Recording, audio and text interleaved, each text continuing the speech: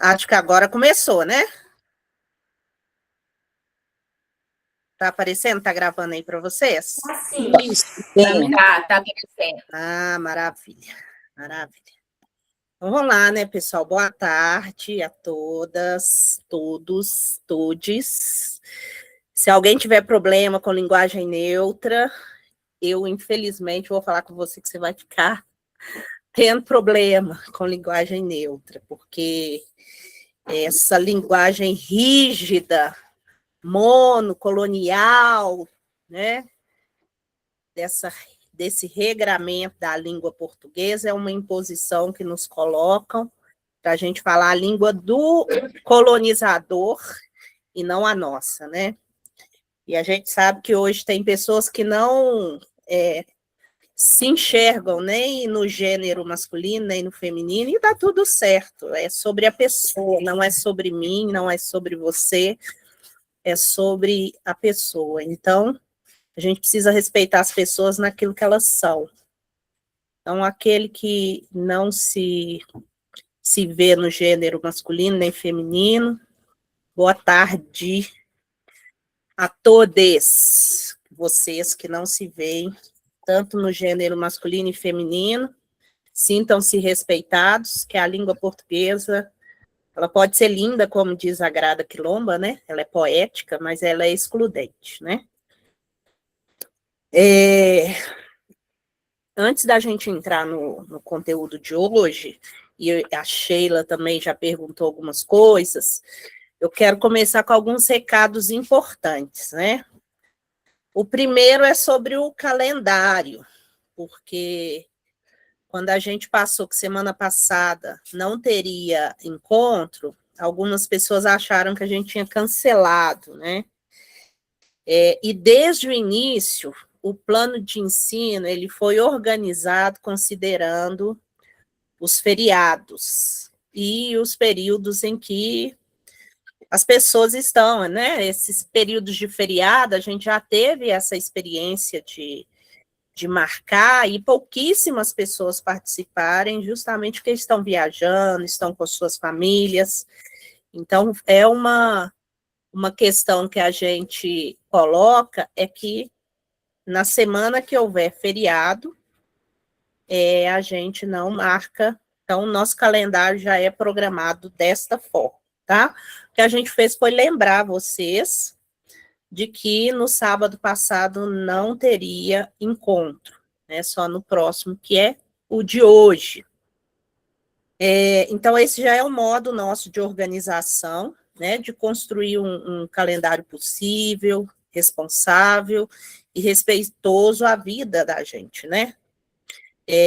Por isso eu peço que vocês sempre acompanhem o plano de ensino. O plano de ensino foi enviado para vocês no e-mail de vocês, no e-mail que vocês cadastraram na inscrição.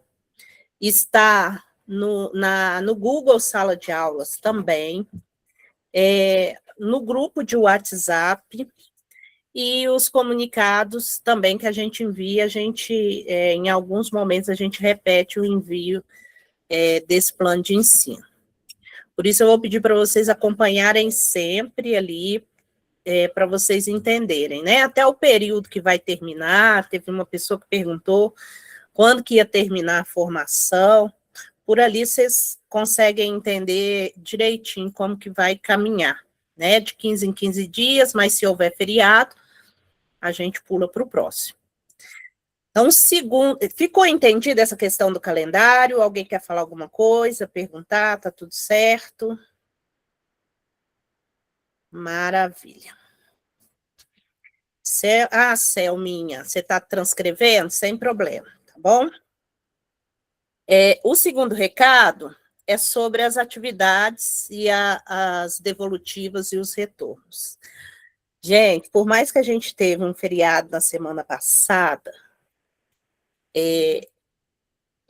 essas 3 últimas semanas, né, do último encontro para cá,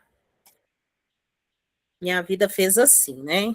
Então, algumas pessoas manifestaram preocupação, porque ainda eu não havia enviado para vocês o retorno, o feedback, como eu envio sempre depois da quinzena, quando ela fecha, a gente envia para vocês acompanharem.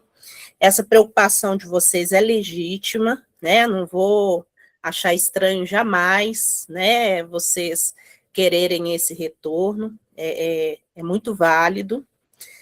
E quando uma pessoa entra, né, com a atividade, ela espera ter esse acompanhamento mesmo, e isso faz parte do compromisso formativo que a gente tem com vocês. Mas eu preciso compartilhar também que nesse período, meu pai adoeceu, ele foi hospitalizado. De início a gente pensou que era infarto, porque era uma dor no peito, mas foi pneumonia. Ele mora em Itaúna, é longe aqui da minha casa, então eu tive que ir para lá. Fiquei uma semaninha lá cuidando do meu pai, né? E aí, nesse período, eu precisei reduzir temporariamente algumas atividades aqui da formação. Eu voltei com os acompanhamentos no sábado da semana passada. Ah, seu pai também mora em Itaúna, Cris? Legal, gosto demais de Itaúna. Voltei nos dias 6 e 7 com os acompanhamentos, mas ainda devagar, porque eu estava lá ainda na casa do meu pai, dormindo muito mal, porque tem antibiótico que ele tinha que tomar de madrugada, né? Então, tinha noite que eu dormia muito mal, e durante o dia eu ficava assim, né, daquele jeito. Mas, enfim, comecei a retomar os acompanhamentos, e, além disso, nesse mesmo período, a gente iniciou as atividades do programa ERES. Não sei se vocês conhecem, mas é um programa aqui da UENG, e a gente está agora no apoio à coordenação e está um trabalho meio frenético também, então auxiliando ali na organização das turmas, e é por isso que eu estou sem o meu número anterior, que eu espero recuperar ainda hoje, no dia de hoje. Todo ano a gente passa com isso, com o programa ERES, né? Porque o programa ERES, ele trabalha mais ou menos como a gente aqui no Resistência, ele é virtual, ele é online, e a gente cria turmas. Esse ano são 21 turmas, mas nos anos anteriores foram 25 turmas, né?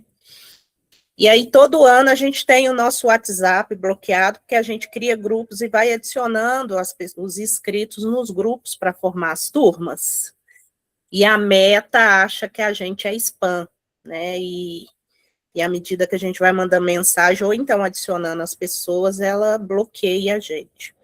Esse ano a Meta parece estar mais rigorosa nessa questão, e eu fui banida, assim, né? Fui banida, meu número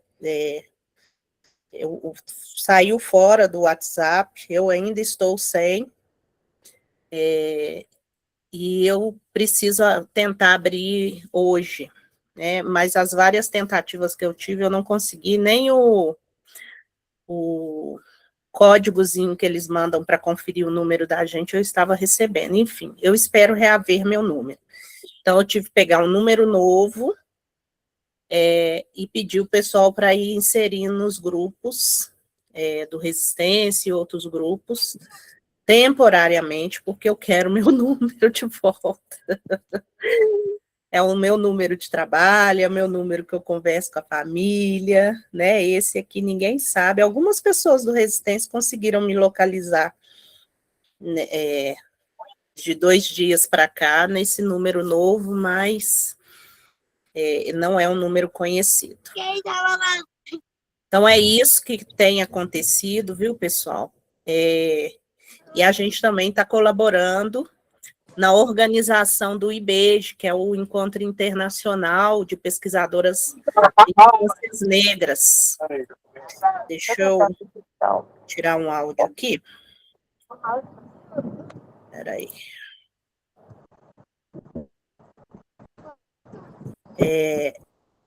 E aí a gente está ajudando na organização também do IBEJ, então, enfim, né?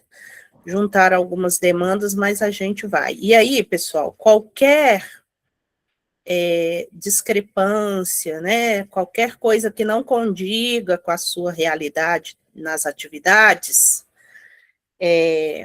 na devolutiva, não precisa estressar.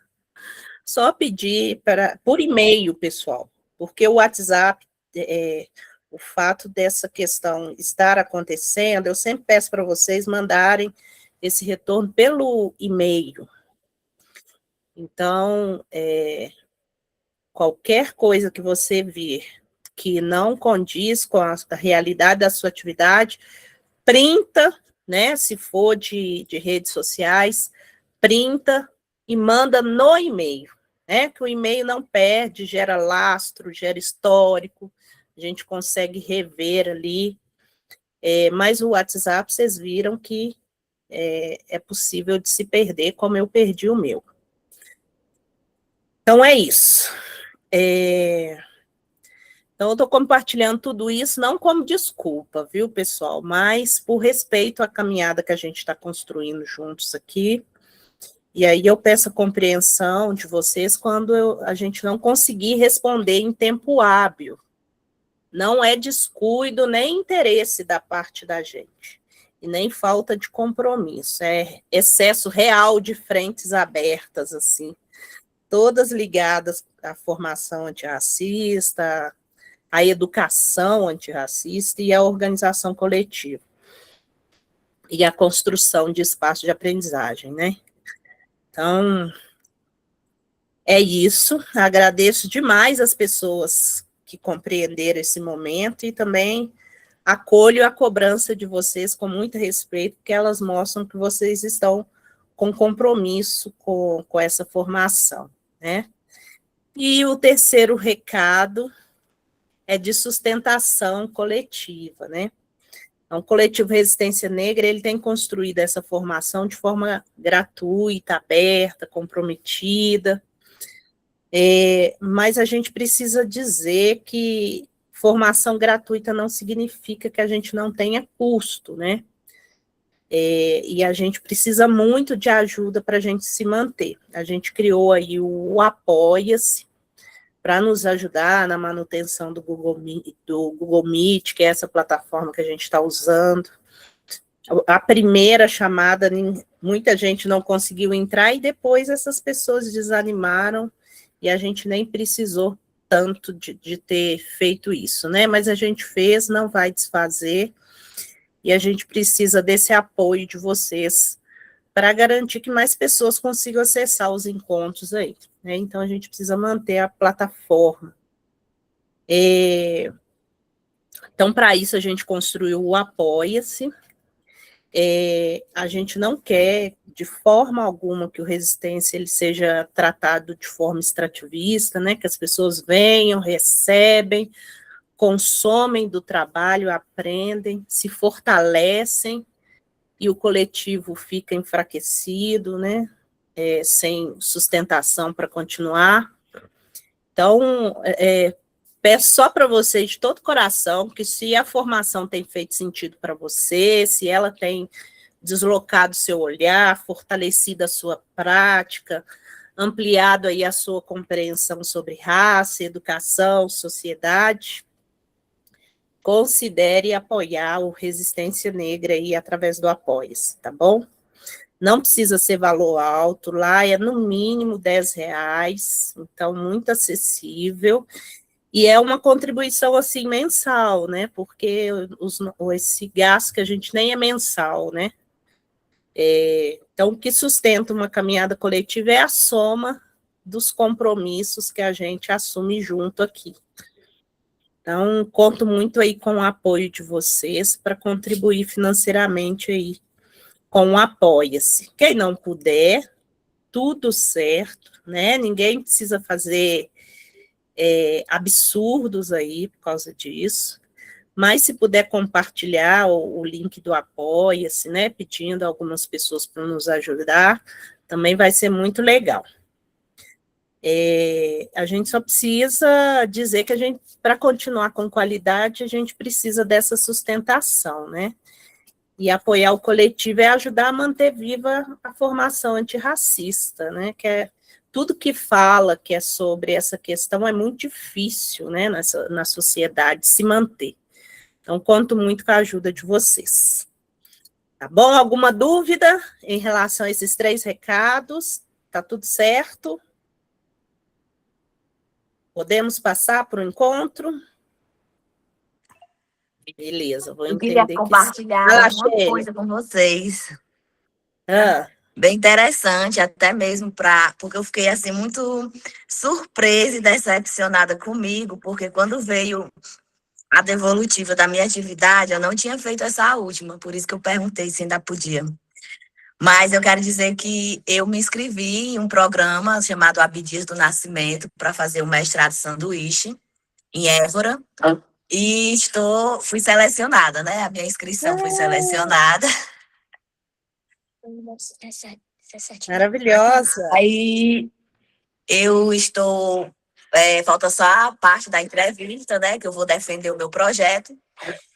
Aí já é meu filho que está meio adoentado. Esses últimos 15 dias têm sido desafiadores, mais do que o normal.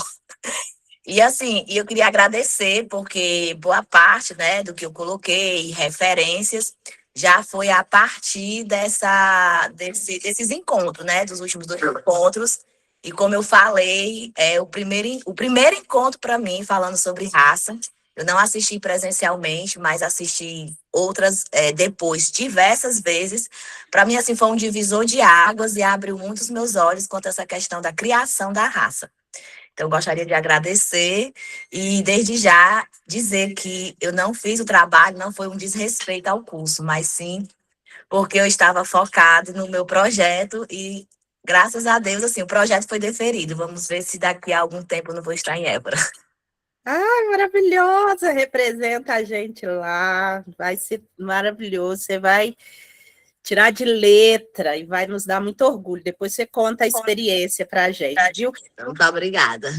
E foi bom, Sheila, você tocar nesse assunto, porque lembra que eu tinha falado com vocês que a gente tinha colocado os prazos para eu poder me organizar dentro dos prazos? Não foi isso?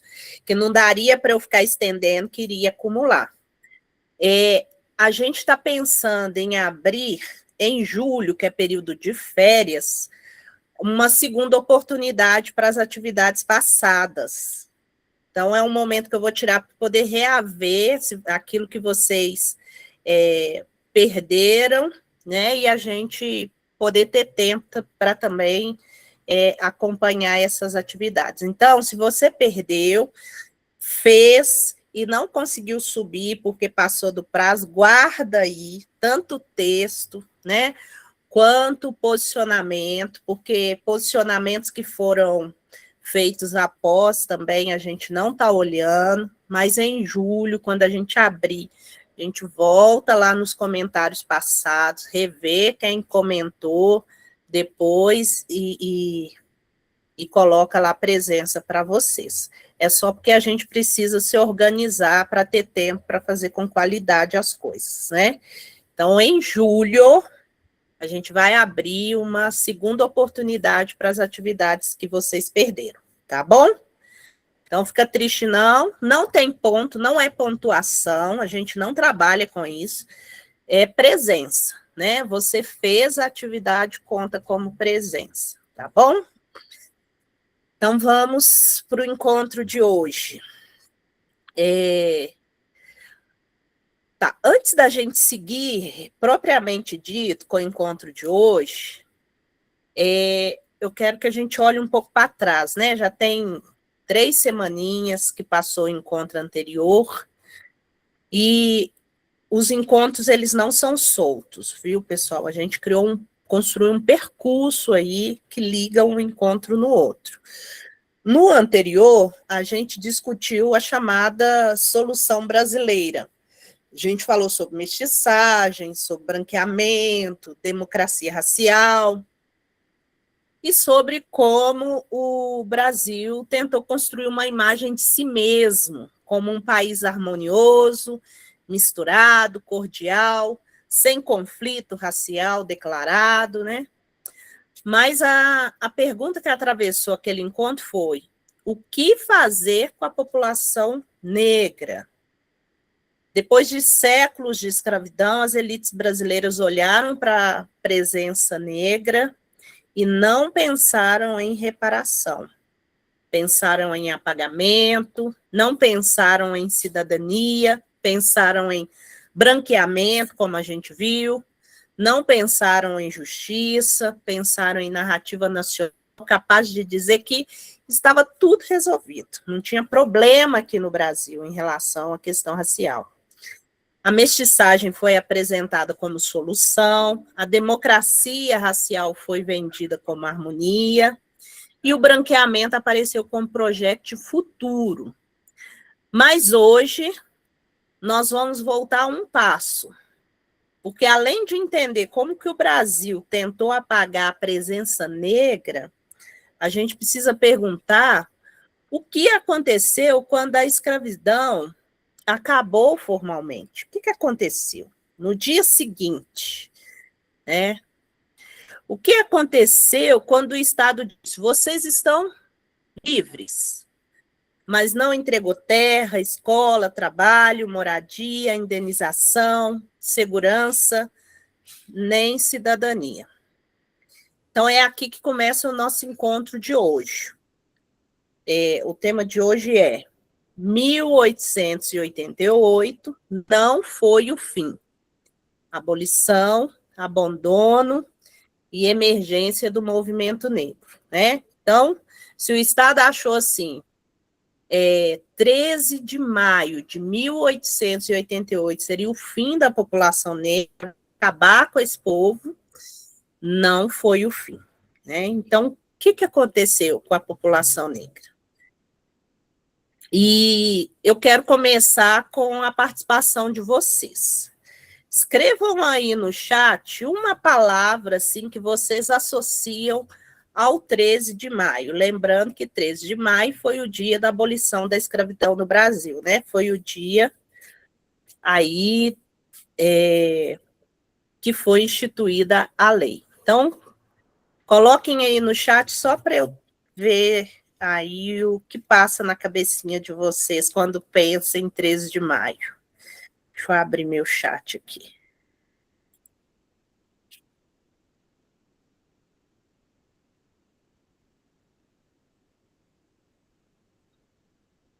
Oi, Agna, tá gravando aqui. Para mim tá parecendo que tá gravando, tá? Olhem aí se tá aparecendo para vocês também.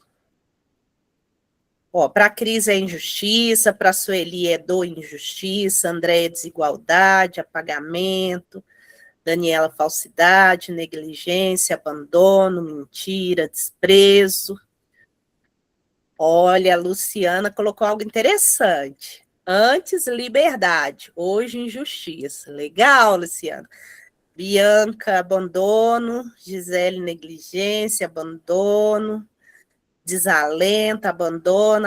Abolição para inglês ver. Abandono, mascaramento, desespero. Olha, já deu para ver que vocês... Falsa liberdade, resistência, liberdade, uma falsidade. Deu para ver que vocês realmente estão mudando aí os conceitos. Isso é muito legal. Pegando aí o gancho da Luciana, porque eu achei interessante ela colocar antes liberdade, e agora, e hoje injustiça, né? Por que antes liberdade, né? A educação escolar que a gente tem faz a gente pensar em 13 de maio como liberdade, Princesa Isabel, Lei Áurea, escravidão, abolição, assinatura, né? Então, essas questões, assim, permeiam a memória escolar que costuma organizar o 13 de maio em torno de uma cena muito específica, assim, né? Uma princesa, uma caneta, um papel, uma assinatura, uma ideia de liberdade, mas deu para ver que essa formação tem trabalhado, tem desconstruído o imaginário de vocês, porque não veio nenhuma dessas questões escolares e foi outras noções para vocês, né? Mas quase nunca a escola pergunta. E aí, para professores que estão nos ambientes escolares, é algo muito interessante se perguntar, né? E o 14 de maio, né? O que aconteceu no dia 14 de maio? Deixa eu só. Isso. O que aconteceu no dia 14 de maio? E aí eu vou tirar aqui um pouquinho o slide e vou passar para vocês um vídeo. Deixa eu só ver se ele está no ponto aqui. Queria passar para vocês um vídeo. Talvez vocês já viram esse vídeo, que ele ficou muito famoso. Ele não está com uma imagem muito nítida, mas eu quero passar exatamente esse porque é ele que ele traduz assim exatamente isso que a gente quer trazer. Então, se vocês já viram, vamos rever.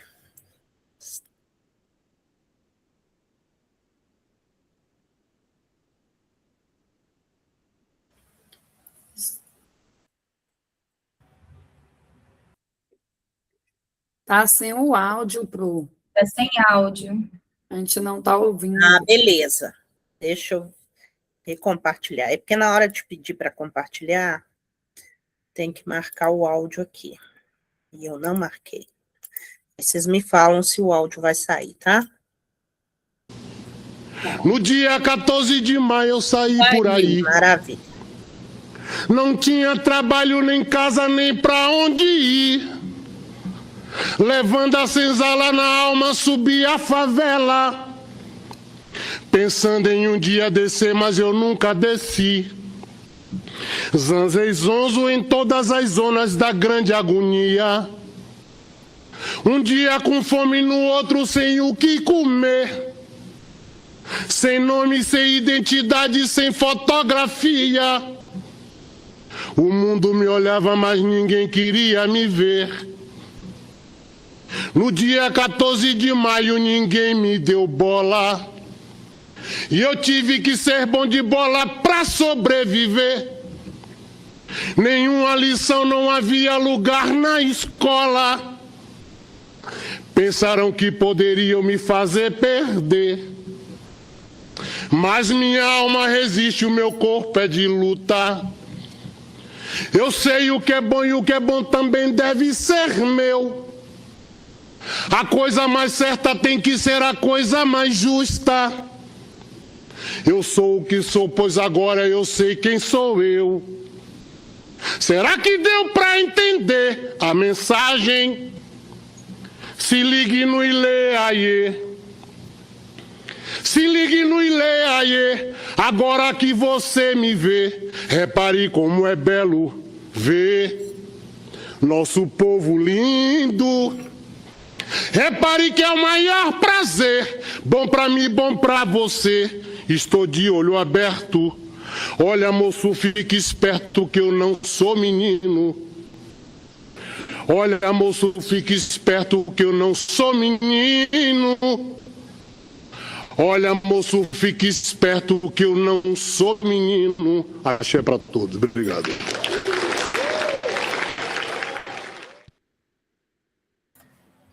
Viva Lázaro.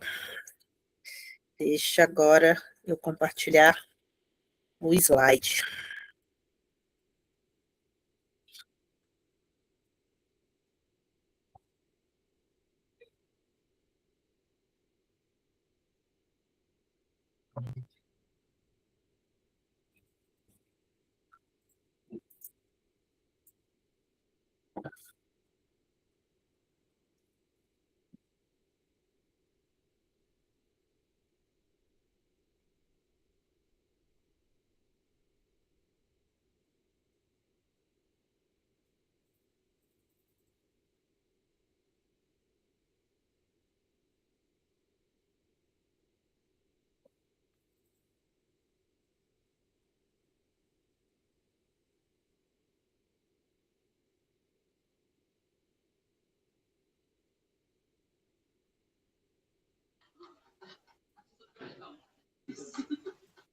Professora? Sim?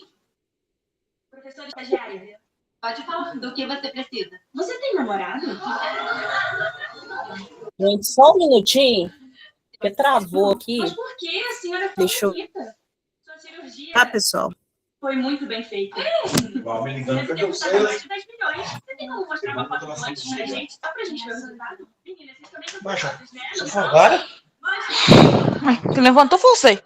Não, você só fala. Só falar, tem um áudio aberto, viu, pessoal? A gente está ouvindo aí essa conversa. Deixa eu fechar aqui.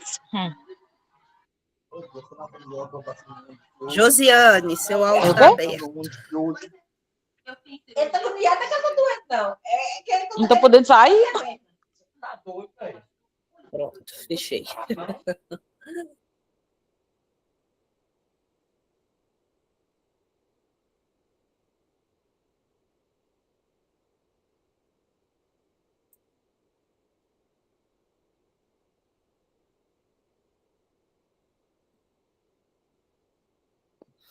Vamos ver. Aí. Maravilha.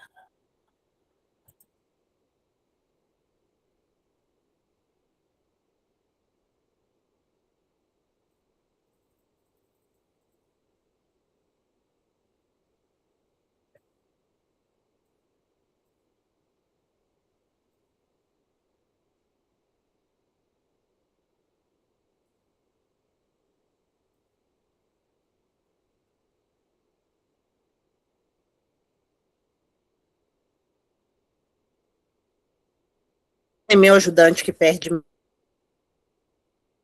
tendo que me virar sozinha. Ela vai dar certo. Quer que eu vou por aí? Se você puder vir me ajudar, tá ótimo.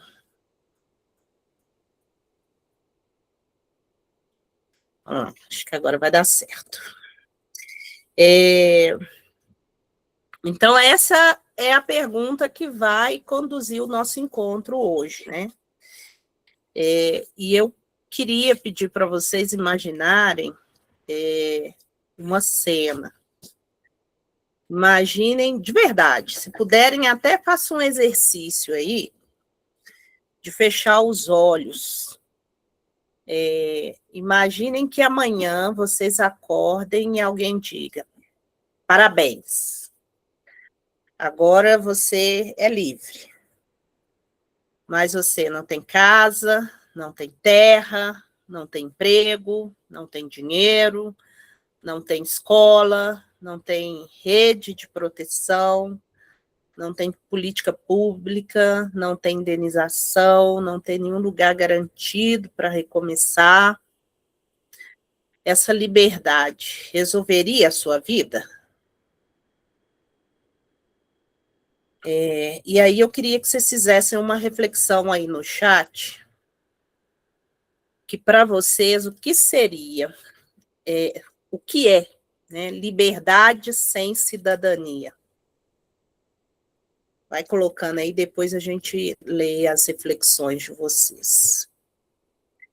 E é aqui que o nosso encontro ganha força, assim, porque uma coisa é abolir juridicamente a escravidão, outra coisa é construir condições reais de liberdade. E o Brasil fez uma coisa sem fazer outra. Passa aí para mim, William, por favor.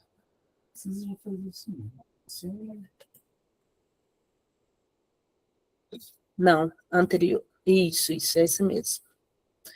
Pode passar. Então, a Emília Viotti é um texto que eu já li aqui no Resistência, em outras formações, e depois, quem quiser, a gente pode compartilhar esse texto também. Eu acho que ele está lá no nosso plano de ensino.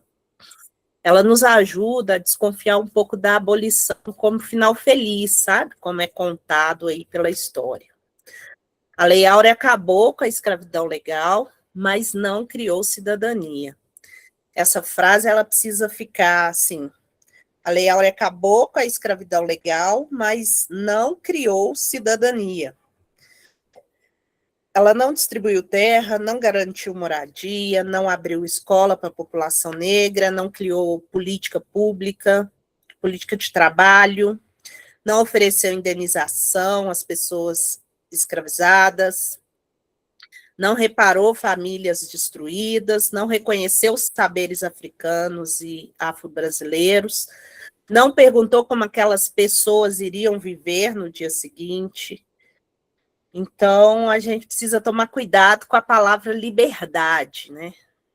Liberdade sem condição material vira abandono. E aí eu quero abrir uma aspas para trazer um exemplo nos dias de hoje.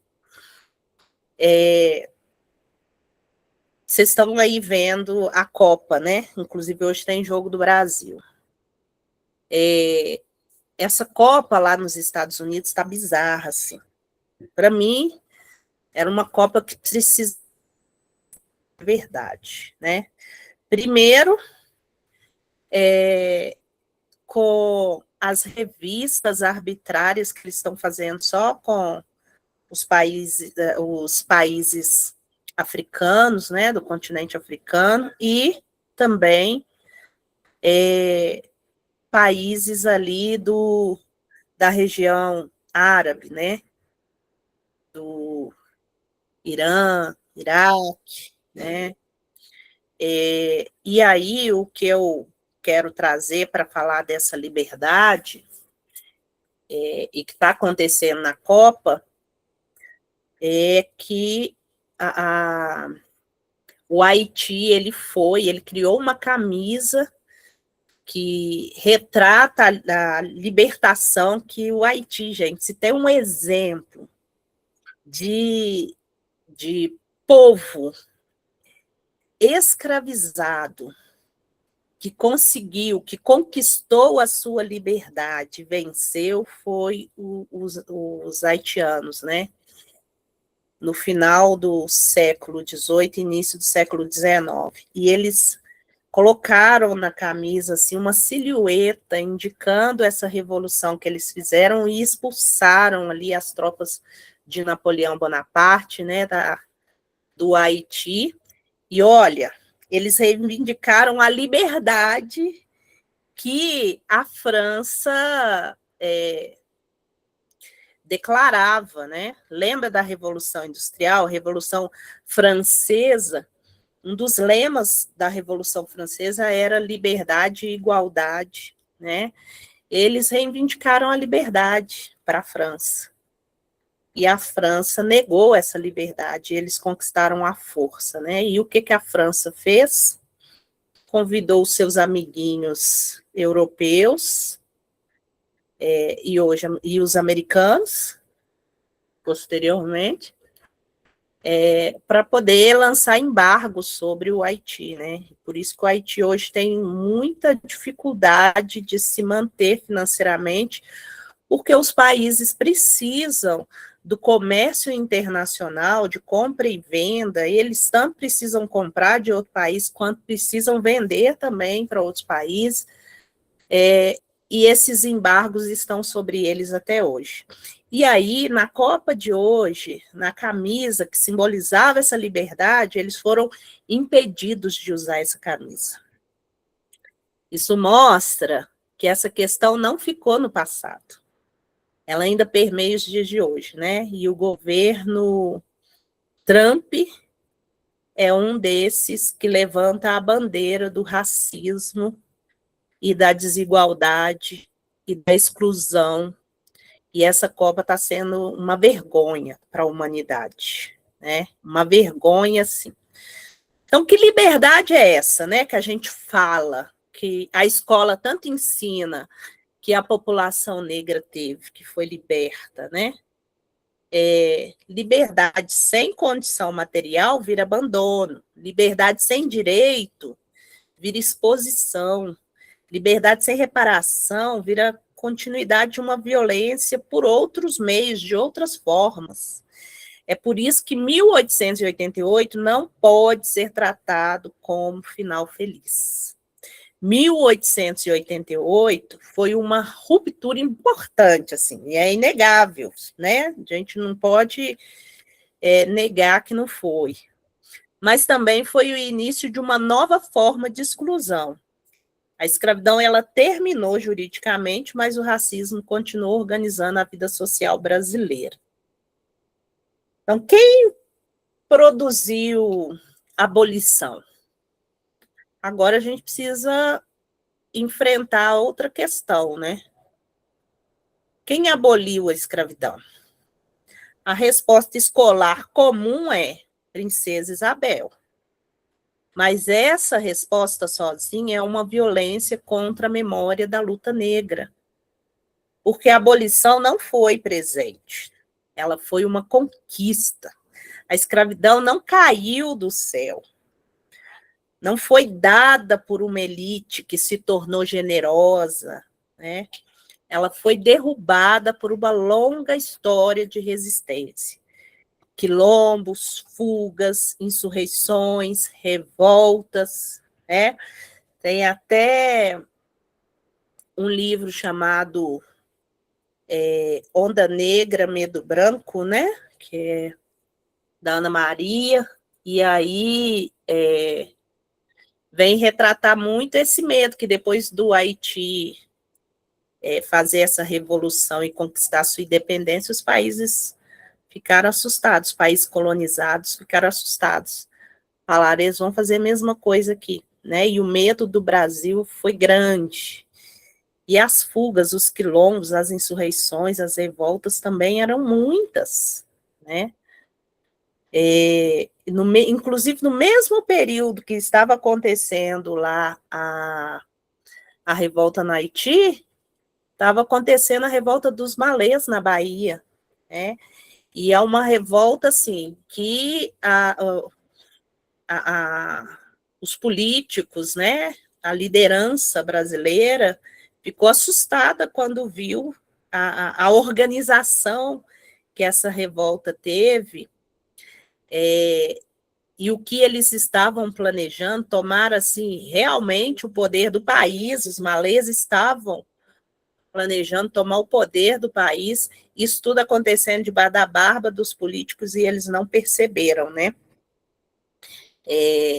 Então, o Brasil ficou tenebroso, assim, com as revoltas, né? Então, estava havendo compras de alforria, redes de solidariedade, mulheres negras criando estratégias de sobrevivência, homens e mulheres escravizados, tensionando o sistema por dentro e por fora, abolicionistas negros, porque os brancos a gente desconfia, né, que tinha abolicionistas brancos, mas era muito querendo acabar com a escravidão para poder entrar nos moldes do capitalismo, né, porque escravo não compra nem vende, né, ele não pode consumir porque não tem salário.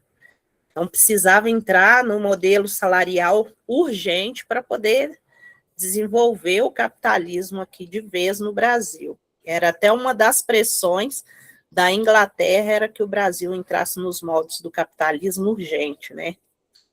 Então, os abolicionistas brancos eram muito nesse viés aí. Mas os negros escrevendo, denunciando, organizando, pessoas negras tornando a escravidão cada vez mais insustentável.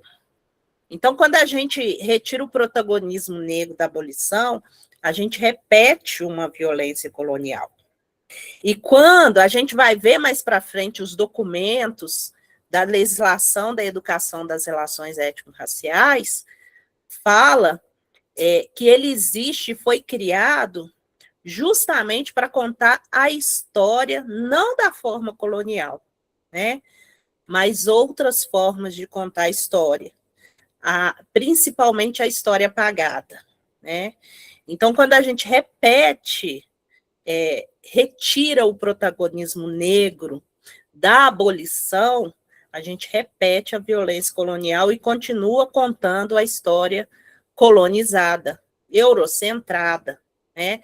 Conta a história do opressor como se ele fosse o salvador. A pergunta é: quem tornou aquela lei inevitável? E a resposta passa a ser a luta negra, né? o abandono da população negra no pós-abolição não foi acidente, não foi falta de tempo, não foi esquecimento, foi escolha política. Abandonar a população negra foi uma escolha política que o Brasil tomou. O Estado brasileiro sabia que milhões de pessoas negras sairiam da escravidão sem condições materiais mínimas de sobrevivência.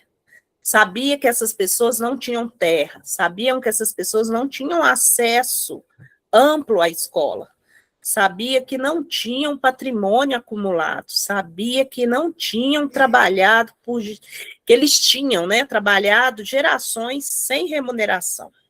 Sabia que tinham produzido riqueza para o país. E, mesmo assim, não criou uma política nacional de reparação. Isso precisa ser nomeado, isso precisa ser dito. O abandono não foi um acaso. O abandono foi um projeto. Porque, enquanto a população negra era deixada à própria sorte, o Estado brasileiro estimulava a imigração europeia e financiava essa imigração, a substituição da mão de obra negra, né?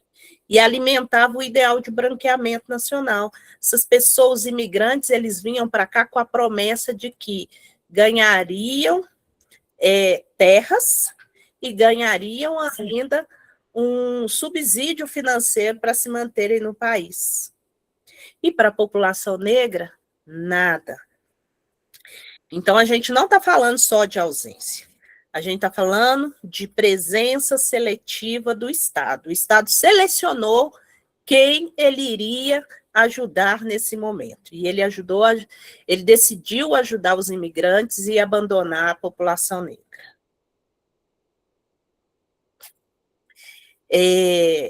Quando a escravidão terminou, a hierarquia racial não desapareceu.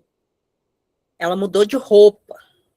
Antes, o corpo negro ele era tratado como propriedade, depois passou a ser tratado como problema social. De tal tamanho, né, que em 1895, a Lei Áurea foi em 1888, 1895, teve a Lei da Vadiagem e da Capoeira. A Lei da Vadiagem e da Capoeira dizia que uma pessoa negra não poderia ser encontrada circulando na rua por mais de 15 minutos sem um documento de que ela estava indo trabalhar, de que ela era uma pessoa trabalhadora, né? Ou seja, foi lançada na rua, mas era proibida até de ficar na rua, né? Jogar capoeira, então, nem pensar. E é aí que a polícia agiu fortemente e age ainda do mesmo jeito, né? No pós-abolição, age ainda do mesmo jeito nos dias de hoje. Buscando corpos negros e encarcerando esses corpos, né? Antes, a população negra ela era explorada legalmente como mão de obra escravizada. Depois foi empurrada para os trabalhos mais precários, né? Porque as mulheres negras que quisessem continuar trabalhando nas casas grandes, cuidando da família das casas grandes, continuaram e continuam até hoje, né? Muitas ainda estão até hoje nesses trabalhos.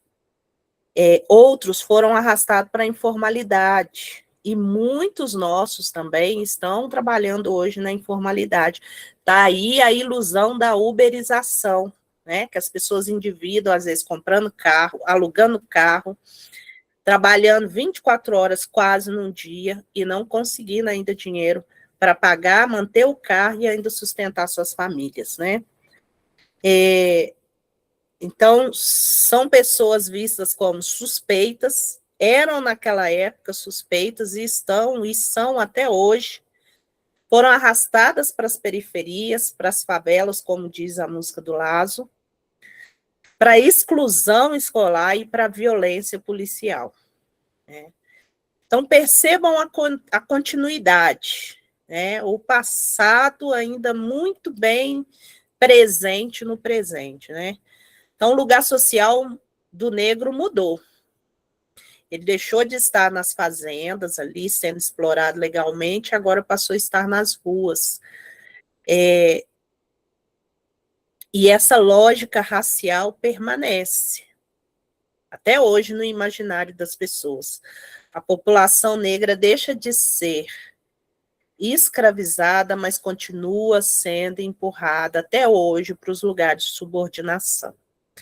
É por isso que a abolição precisa ser lida junto com o racismo estrutural, porque é um projeto de Estado investir pouco na população negra.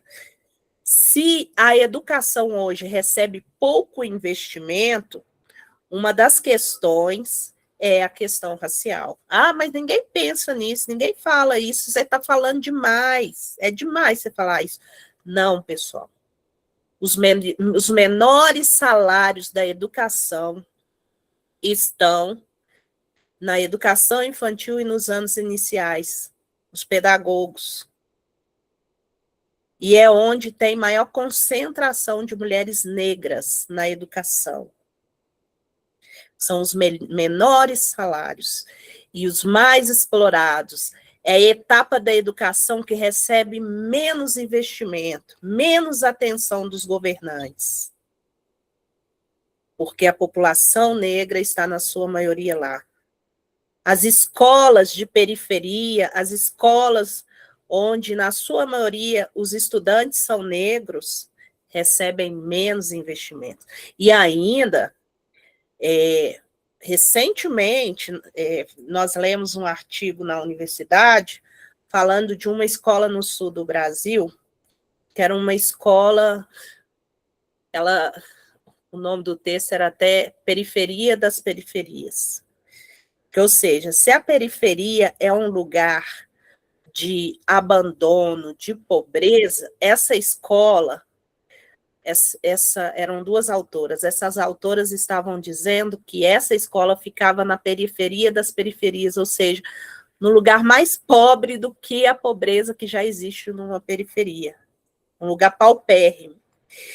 E na pesquisa das pesquisadoras lá, no estudo que elas fizeram, elas relatam que os professores que atuavam nessa escola estavam ali porque eles eram pedra no sapato, de alguma forma, do sistema. Se eles arrumassem briga ali no sistema de educação, né, na Secretaria de Educação, em alguma escola, como punição, eles recebiam ser enviados para essa escola, que era chamada de periferia, ficava na periferia das periferias. Então, gente, é um projeto. A questão racial é um projeto, porém, é um projeto silencioso, que ninguém toca no assunto, porque uma vez tocar nesse assunto, é revelar demais os pensamentos. Então, o segredo do Brasil é fazer a exclusão sem tocar que estamos excluindo e quem nós estamos excluindo, sem deixar muito explícito o projeto de exclusão. Mas quando a gente olha desde a abolição até hoje, a gente percebe que o projeto continua. E quem é alvo desse projeto? De abandono, de exclusão, né? É por isso que a abolição precisa ser lida muito nessa leitura do racismo estrutural. As estruturas do Brasil foram criadas para manter a população negra nos lugares de exclusão. E a gente precisa mudar isso urgentemente. A gente precisa nomear, reconhecer, fazer leitura crítica da realidade, porque uma vez que a gente faz a leitura crítica da realidade, a gente não é enganado, né? E o racismo, ele não acabou quando a escravidão acabou. Ele só se organizou, se reorganizou, se atualizou. É uma das formas dessa reorganização. Uma dessas formas foi dizer, agora todos são livres. Se não vencer, a culpa é deles, é a meritocracia, né? Chance tem, igual. está liberto igual todo mundo. Se não venceu, a culpa é da pessoa. Então, olha para você ver como que a lógica de exclusão ela vai sendo atualizada e usando outras formas. E o discurso para poder manter a lógica vigorando sem que as pessoas percebam qual que é o projeto original.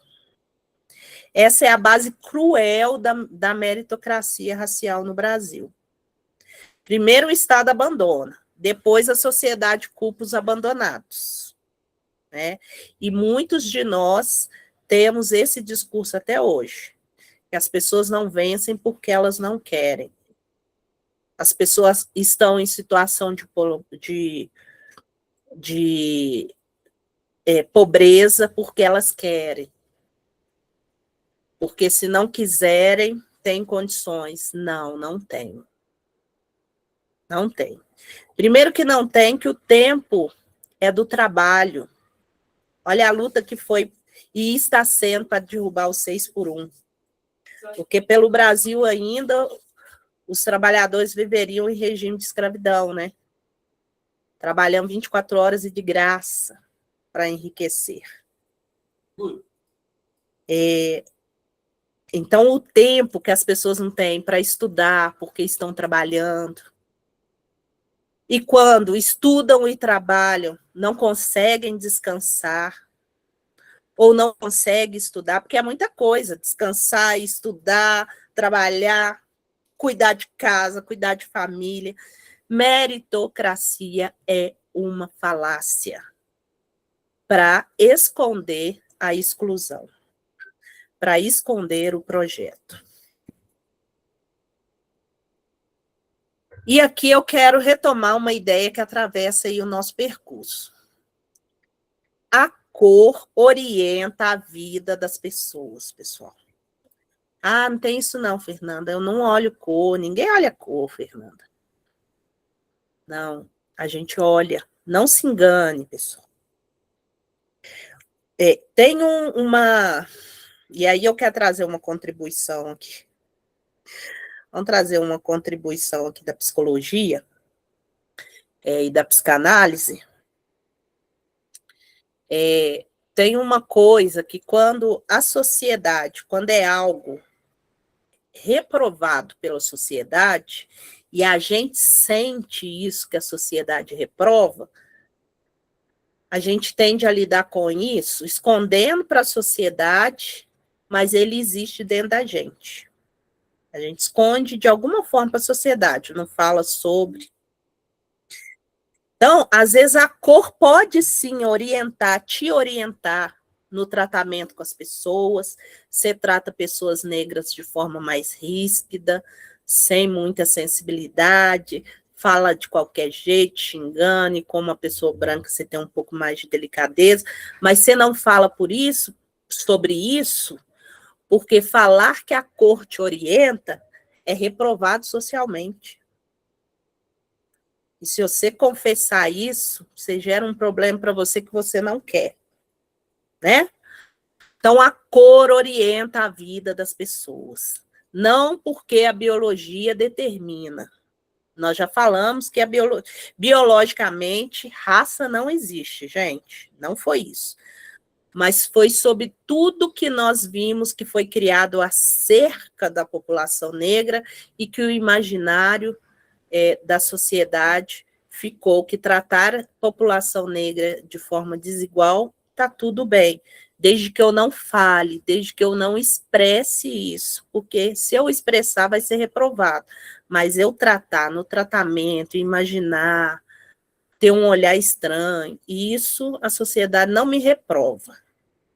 Mas se eu falar é que eu não posso. E é por isso que o Brasil se nega tanto a ser racista, né? Porque é reprovado falar sobre isso. Assumir que eu sou racista? Jamais. Mas trata desigualmente as pessoas. No comportamento está tudo certo, é liberado. E você atribui, como a sociedade brasileira aprendeu a atribuir, valor inferior aos corpos negros e hierarquizar os corpos. Você aprendeu isso socialmente, a hierarquizar os corpos. Então, depois de 1888, a cor continuou orientando quem teria acesso ao trabalho digno. É por isso, se alguém aqui trabalha em RH, você sente mais confiança em pessoas brancas do que pessoas negras. Essa sensação foi orientada socialmente, né? Foi construída em você essa sensação de confiança em pessoas brancas e desconfiança em pessoas negras. Foi construído na sociedade, no pensamento da sociedade, quem seria visto como perigoso, quem poderia morar em determinados espaços. Sabe quando você estranha? Quando você vê uma pessoa negra andando de carrão ou saindo de uma casa toda poderosa, num belvedere, numa Savassi. Você acha que aquele corpo não pertence àquele lugar, te gera estranhamento. É porque foi construído e foi atribuído a certos corpos valores diferentes. Quem seria considerado educável? E aí eu estou falando com as professoras, que às vezes entram numa sala onde ela vê mais alunos negros e ela fala, é uma sala que vai me dar trabalho. É uma sala de alunos problemáticos. Você nem teve contato ainda direito com os alunos, mas você bateu o olho e viu que na sua maioria, negro, se for retinto ainda, você fala, não, minha sala é só de criança problemática. E quando você entra numa sala de estudantes brancos, branquinhos, né, você fala, nossa, fui presenteada nessa sala, né, só alunos estudiosos. Então, você já vê, você faz uma leitura corporal pelo olhar da criança que está ali na sua frente, sem mesmo você ter tido contato com ela. E aí você vai construindo uma relação com essa criança de desigualdade pela leitura do seu olhar que você viu no primeiro dia de aula. Quem seria visto como atrasado? Quem seria empurrado para fora da escola, né? São estudantes que mais evadem, porque a escola fica insuportável. O tratamento que a escola dá para crianças negras é insuportável. Se manter, mesmo sendo odiado nesses espaços, é uma luta cotidiana que a criança negra enfrenta. Professora, sabia disso? De repente, a professora branca não imagina que uma criança negra tem que lidar com todos esses olhares, com todas essas desconfianças e caladinha, porque falar sobre isso, e ela nem sabe, às vezes, o porquê que a professora dela está olhando para ela daquela forma, tratando ela daquele jeito. Ela só sabe que ela não quer ir mais para a escola, porque aquele lugar lá não gosta dela, a professora não gosta dela, ninguém ali naquela escola gosta dela, o que eu vou fazer ali? Então, ela já não quer mais ir, né? A gente aprende quem seria empurrado a ser, né? O cidadão pleno, cidadão de bem, né? Que é falado aí. Já vi uma pessoa.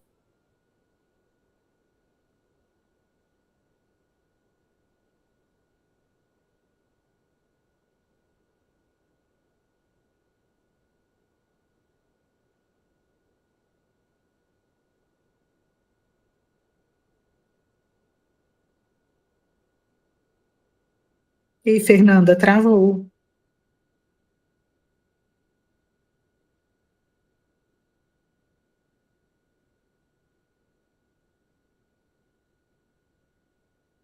Acho que caiu a internet dela, né, gente? Verdade, provavelmente.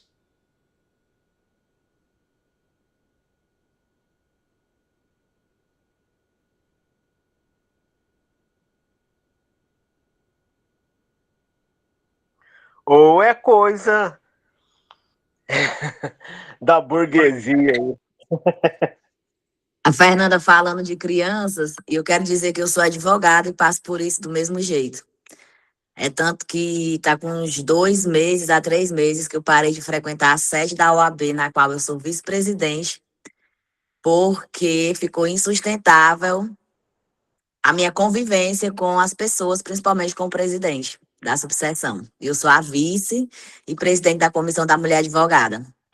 Eu sofri injúria racial e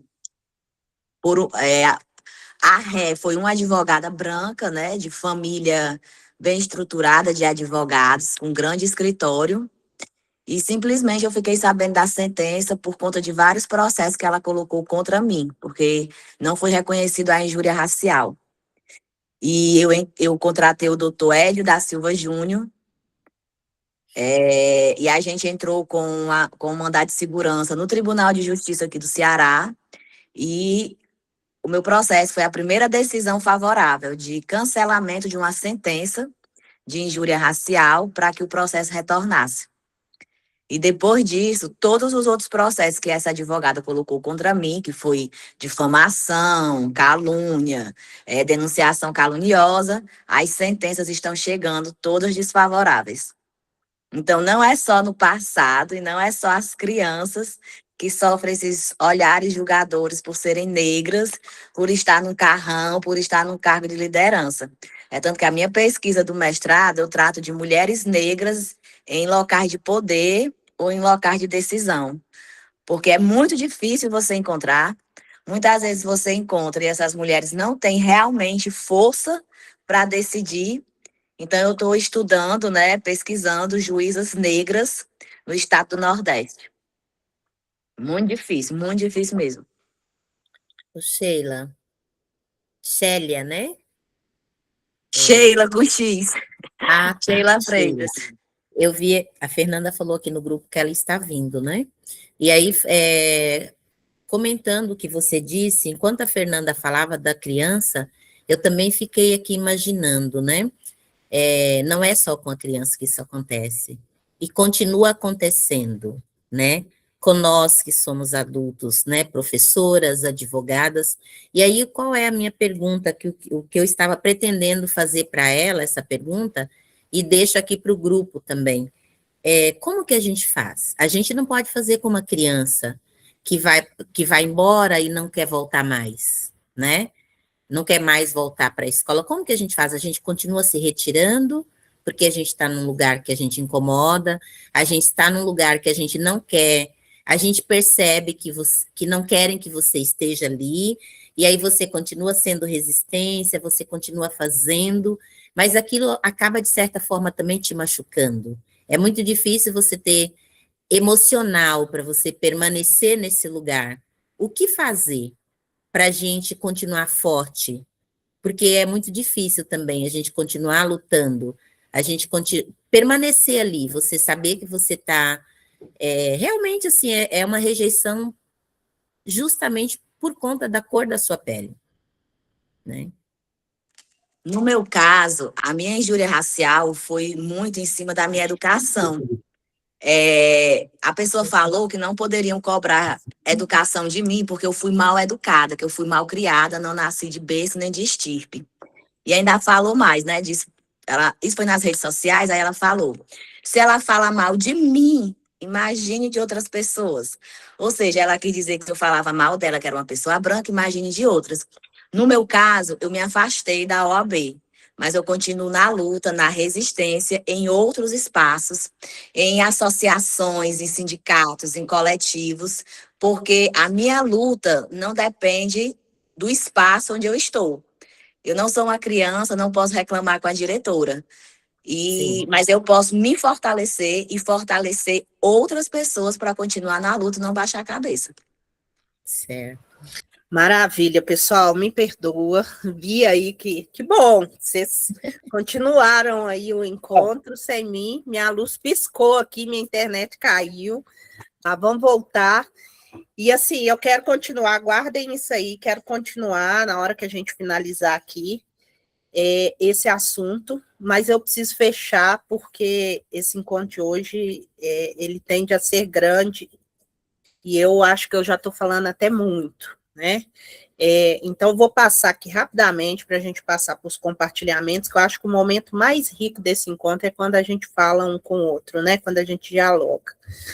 Então, vou passar aqui rapidamente para os slides e a gente volta para o nosso bate-papo, tá bom? Guardem aí.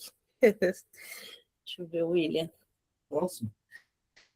Não, é esse mesmo.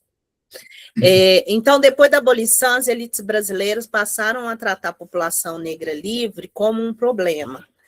Mas a gente precisa perguntar, problema para quem? A população negra era problema? Será que era de verdade? Ou o problema era uma sociedade construída sobre exploração, violência, supremacia branca? Quando as elites perguntavam o que fazer com o negro, elas estavam escondendo outra pergunta: como manter os privilégios brancos em uma sociedade sem escravidão legal, né? Como que a gente vai continuar enriquecendo da forma que a gente enriquecia, mas agora sem esse corpo trabalhando gratuitamente para a gente? E uma das respostas foi o branqueamento, né? A outra foi a imigração europeia, a outra foi a criminalização do corpo negro, o outro foi apagamento da memória. Raul Soares, já no início do século XX, ele mandou queimar cartas que diziam, documentos que viam nos navios dos tráficos transatlânticos, que diziam da origem das pessoas, né? O medo no pós-abolição de que as pessoas reivindicassem uma indenização fez com que o Brasil queimasse a documentação, né? Que dizia da sua origem, quem essa pessoa era. Então, teve todo um projeto para que essa população não tivesse como reivindicar, como juridicamente recorrer, né? E a outra foi a produção da ideia de que o Brasil era um país mestiço, né, e começou a celebrar aí a mestiçagem, e que não existe racismo, mas excluindo as pessoas. Então, a gente percebe a costura entre a aula passada, né, o encontro passado, com o encontro de hoje. Então, essa foi a solução brasileira. Mas e aí? A população negra, né? E eu acho que vai até um pouquinho ao encontro daquilo que vocês estavam falando aí. Que era a pergunta, com certeza, da população negra recém-liberta. E aí, estamos num lugar onde eles não estão propiciando nada para a gente. Como que a gente vai fazer? A gente vai simplesmente morrer? A gente vai simplesmente se entregar? O que a gente vai fazer, né? E pode passar, William. Pode passar. Pode passar. Isso aí. Então, o movimento negro, ele foi a resposta, a união, a coletividade foi a resposta para o tratamento que o Brasil estava dando à população negra, né? Se o Estado abandonou, o povo negro ele não ficou parado. Essa que é a virada da história, e é isso que precisa ser contado de forma positiva. Os nossos precisam saber, até para ganhar forças para continuar. Diante de toda a exclusão, diante de... não está aparecendo o slide, pessoal? Para mim está aparecendo. É só para o Gabriel? Mais alguém está sem ver o slide? Para mim está aparecendo. Então ótimo. Então deve ser no seu computador, Gabriel. Dá uma olhada. Sai e entra de novo. Para mim não estava aparecendo, aí eu saí e entrei de novo 2 vezes, aí voltou. Maravilha. Tá sendo isso. Então faz isso, Gabriel. Sai e volta. Volta rapidinho para você não perder. Essa que é a virada, gente. Esse é que é a história que não é contada, que precisa ser contada. Porque se a gente conta apenas a história do abandono, a gente corre o risco de transformar a população negra em objeto de violência de uma pessoa, assim, vitimizada o tempo todo. Não. Diante de tudo isso, e se a gente está aqui e resistiu a tudo, os nossos antepassados resistiram e a gente está aqui hoje, é porque teve uma história de superação por trás e essa história precisa ser contada, né? O povo negro nunca foi apenas vítima, gente. A gente foi protagonista da nossa própria história. A gente foi sujeito histórico. A gente foi produtor de mundo. A gente foi produtor de saber. A gente foi produtor de política. A gente foi produtor de educação. E é aqui que entra a nossa diva Nilma Lino Gomes, né? Que Nilma nos ajuda a compreender o movimento negro como educador. E é por causa do movimento negro que educa que a gente está hoje podendo falar abertamente sobre a história positiva, a história afirmativa, a história de superação, de protagonismo da população negra. Então, o movimento negro educa porque obriga o Brasil a olhar para aquilo que ele tentou esconder e tenta esconder. Ele educa quando ele denuncia o racismo, ele educa quando organiza a comunidade, ele educa quando cria imprensa. A gente vai, nos próximos encontros, a gente vai ver algumas das histórias de alguns movimentos de superação que a gente vai ver no pós-abolição, mas que criou comunidade, que criou imprensa negra, que trabalhou para a educação dos nossos, já logo no pós-abolição, que exige políticas públicas, que transforma dor em consciência, que transforma memória em luta, que ensina que a população negra não é problema. O problema é o racismo que habita nas pessoas. Esse racismo é que é o problema. Quando a gente fala que o movimento negro surgiu, a gente não está falando de algo que nasce do nada, e não surgiu só no pós-abolição, ele já existia antes do pós-abolição, né? Antes da abolição. Desde que nós tocamos os pés, né, nesse país, a gente resistiu. E a gente está falando de uma continuidade. A resistência negra já existia durante a escravidão. Ela existia nos quilombos, nas fugas, nas irmandades, nas redes de cuidado, nas práticas religiosas, nas línguas preservadas, reinventadas. Por isso que a gente não pode ser rígido nessa linguagem colonial. A língua é resistência, pessoal. O Nego Bispo já fala. Aquele que tem o poder de nomear deu nome a todas as coisas. Mas todos nós precisamos usufruir desse poder de nomear.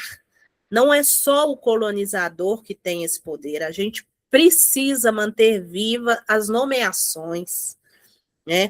Por isso que o Nego Bispo falava, ele não falava em humanismo, ele falava em apessoar, né? De virar gente, porque esse humanismo que exclui, né? Que é humano, só alguns que é considerado humanos, outros não. Que humanismo é esse, né? Então a gente não pode ser rígido com essa linguagem, principalmente com essa linguagem excludente que a gente foi inserido nela, né? Nas mães que protegiam seus filhos, nas pessoas que negociavam, enfrentavam, fugiam, compravam liberdade, criavam rotas possíveis dentro do impossível. E depois da abolição, essa resistência ganha novas formas: associação, clube, jornal, organizações políticas, frente de luta, produção intelectual, disputa de escola, disputa de trabalho, disputa de dignidade. O movimento negro emerge porque a liberdade formal não estava sendo suficiente. Era preciso lutar pela cidadania real. Pode passar, William. Mulheres negras... Não, pode voltar. Mulheres negras, pessoal, elas foram protagonistas aí nesse processo, né? Porque muitas vezes a gente conta a história política apenas a partir dos homens, né? Homem que faz isso, homem que faz aquilo, né? Mas a sobrevivência negra no pós-abolição passa profundamente pelas mulheres negras. Angela Davis já nos lembra que raça, classe, gênero caminham juntas na experiência das mulheres negras. Então, quando a gente fala de pós-abolição, a gente precisa olhar para as mulheres que sustentaram suas famílias, né, e sustentam até hoje. Mulheres que trabalhavam em condições duríssimas, mulheres que preservavam memória, mulheres que cuidavam de crianças que o Estado ignorou, mulheres que organizaram redes de vizinhança, mulheres que mantiveram práticas religiosas, culinária, educativa, comunitária, mulheres que transformaram cuidado em tecnologia de sobrevivência.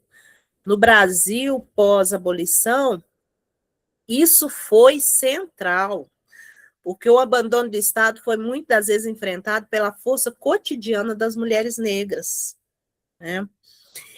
E isso precisa aparecer na sala de aula, né, nas escolas, não como notinha de rodapé lá embaixo, letrinha miúda, mas como eixo de compreensão histórica.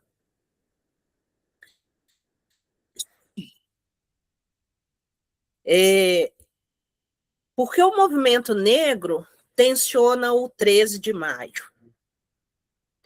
Por que o 20 de novembro ganha mais força, né? É mais celebrado hoje do que o 13 de maio?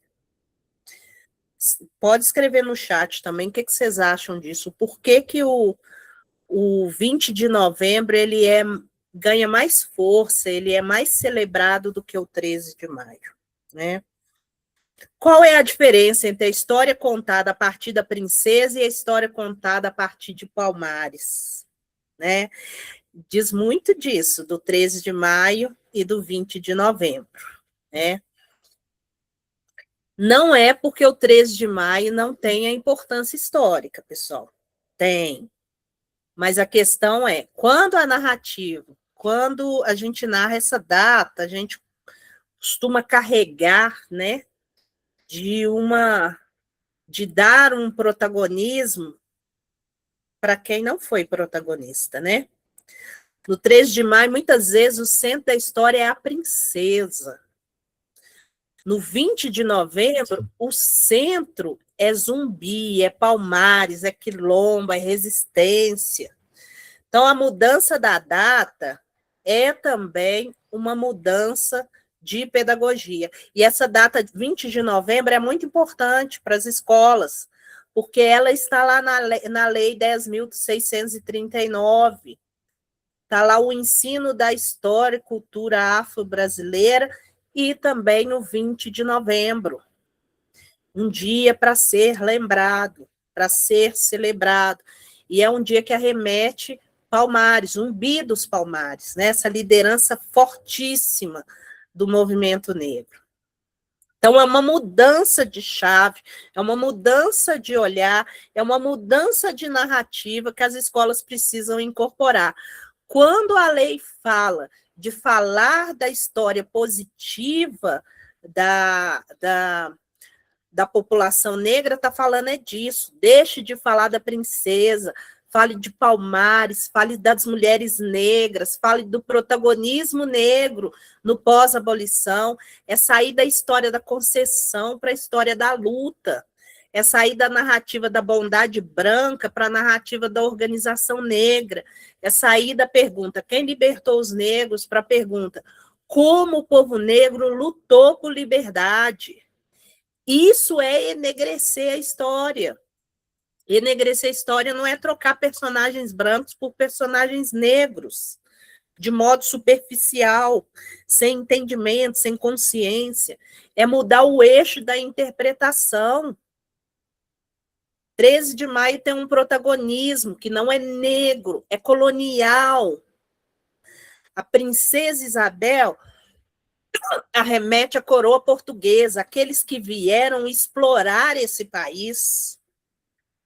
Continuar falando de Isabel em 13 de maio é continuar dando protagonismo ao colonialismo.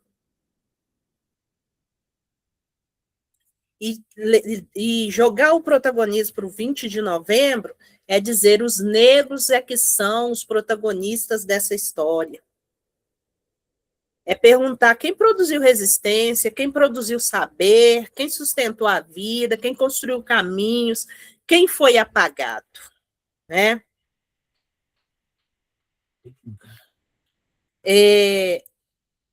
E aí, vamos trazer essa discussão para os dias de hoje, né? Quando uma comunidade negra não tem saneamento, a gente está falando apenas do presente?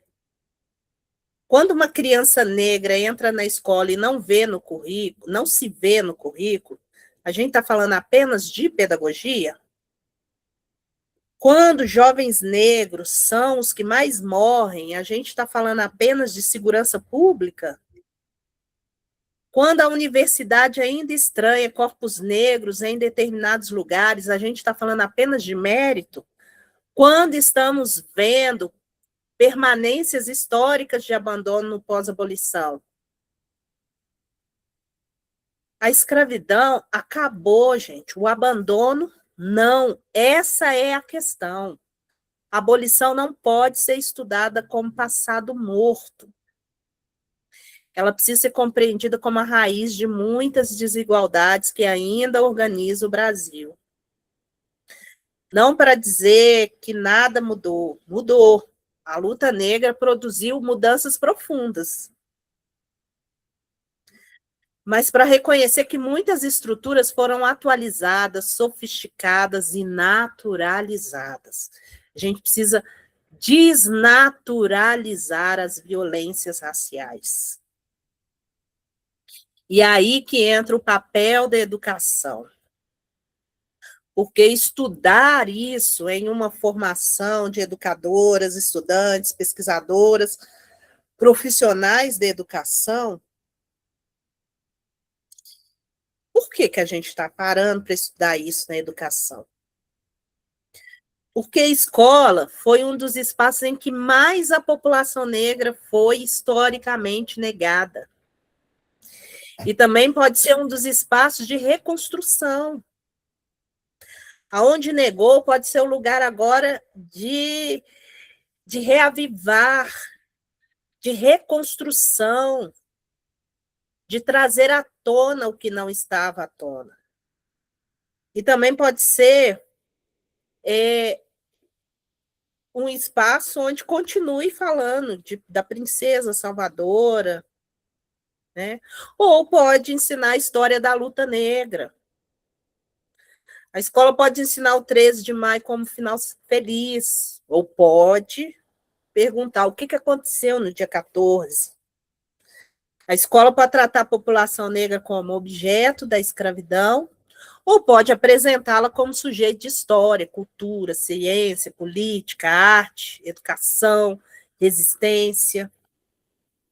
Essa é uma escolha.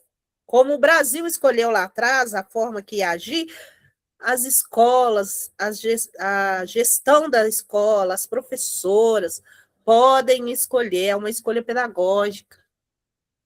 E é uma escolha política.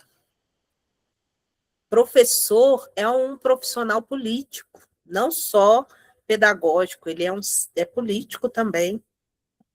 E é ético também.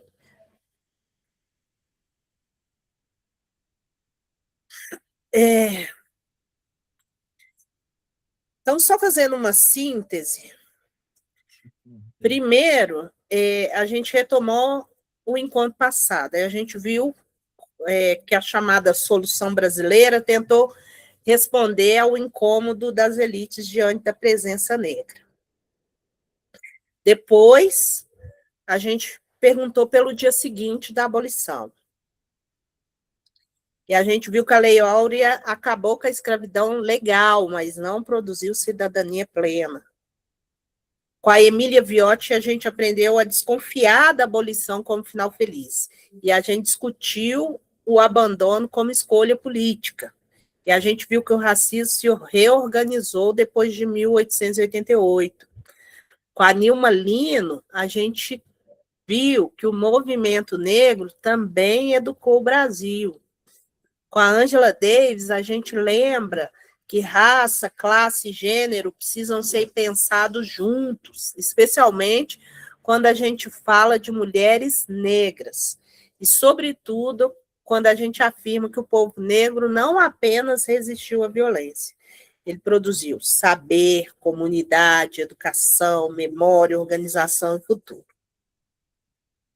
E eu quero encerrar...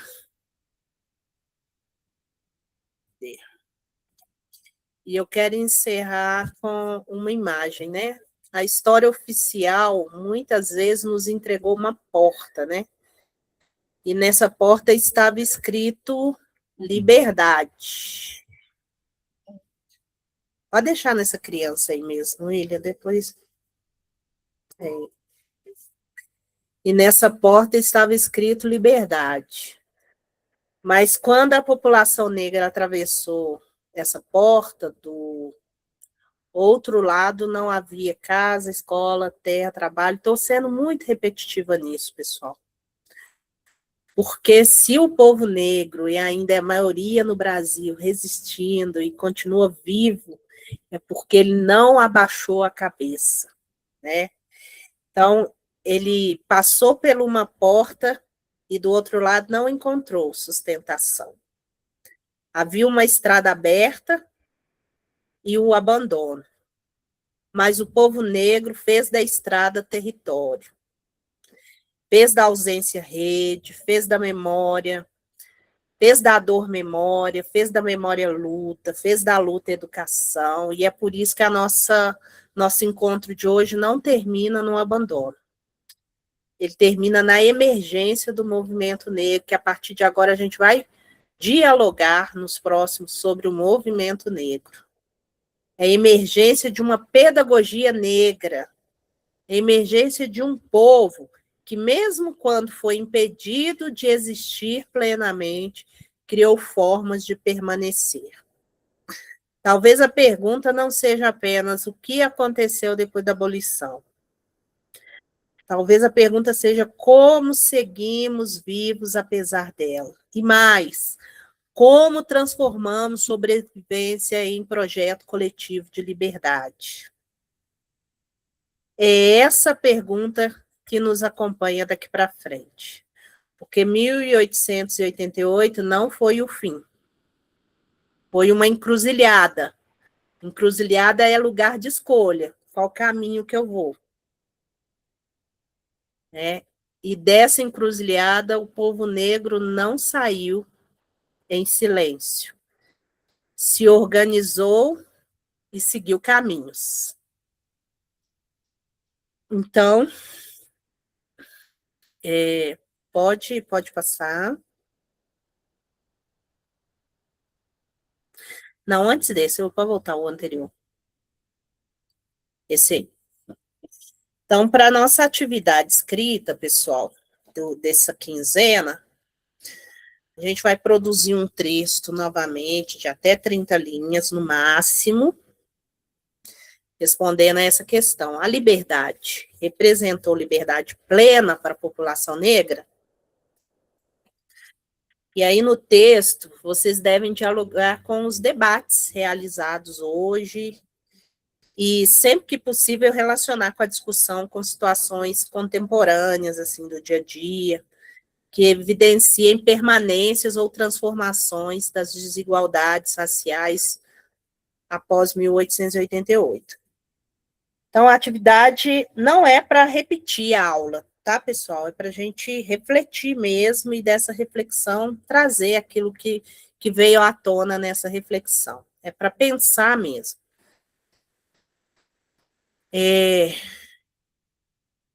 Então, escrevam a partir dessa pergunta, né? O que permanece do abandono no pós-abolição no Brasil de hoje? E o que a luta negra produziu como resposta a esse abandono, né? As redes sociais, a gente ainda vai lançar o vídeo e vai postar lá para vocês, né? Eu evito postar vídeos que não é do encontro, não estão relacionados ao encontro dentro do grupo. Quando eu compartilho outros vídeos com vocês, que eu acho importante também, é lá nos avisos, no outro grupo fora, né? Para vocês não fazerem confusão. Pode passar. Pode. Aqui. E aí eu agradeço, pessoal, profundamente a presença de vocês hoje. Desculpe pelos atropelos. Agora é 20 para as 4, mas a gente vai abrir aí os microfones e ouvir quem quiser falar. No próximo encontro, a gente vai seguir nesse percurso olhando aí para o início do século XX, para a engenharia racial e para a imprensa negra. Ou seja, a gente vai continuar acompanhando como que o Estado tentou produzir um Brasil branco, mas também como que a população negra respondeu a tudo isso, produzindo organização, escrita, denúncia, consciência, né? Então, muito obrigada, pessoal. E aí, podem levantar as mãozinhas para a gente organizar as falas aí. Sanatiel, primeiro, fica à vontade. Boa tarde, que aula magna maravilhosa. Aí, professora, no momento que a sua internet caiu, a Sheila trouxe a contribuição dela e a Neuza levantou uma questão que eu fiquei me questionando aqui, né? Ela falou que como... Sanatiel, segura Oi. aí. Lembra que a gente falou que nesse momento a gente não ia mais gravar?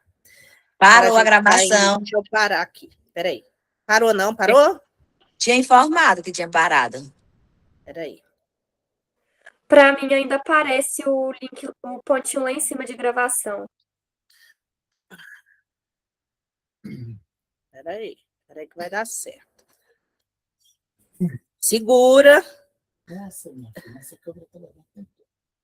Pessoal, eu vou printar a tela. Quem não sair, pode printar a sua tela aí e compartilhar no grupo lá.